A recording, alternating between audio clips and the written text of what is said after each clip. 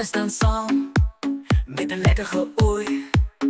Die worstelen en zus met de heerlijke gier. Maar één kerel daar, hij maakt mij even duur mekaar zo secuur.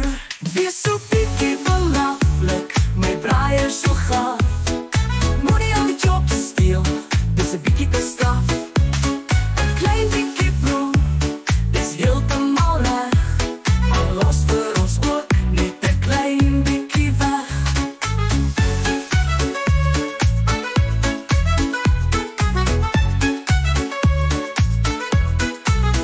Een joer voor die rooster, met een hongerige blik.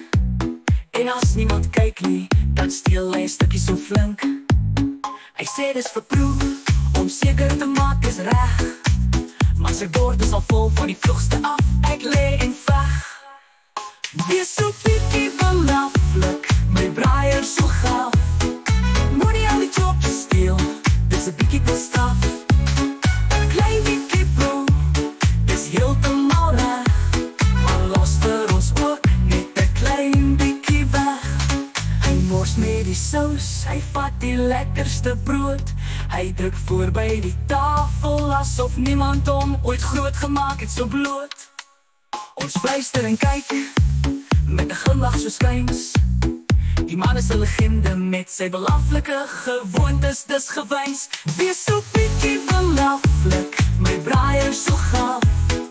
Moet niet aan die job stil, dus een bikkie bestraf. Een klein bikkie bro, dit is helemaal recht. Maar los voor ons ook niet een klein bikkie weg. Zo braai zo eet, mijn belachelijke maat. Jouw manier is stel s'nachts, maar jouw geest is zo staat. Ja, wees maar een bikkie belachelijk, dit is jouw manier. Maar los net een paar stukjes vlees voor die rest van ons hier.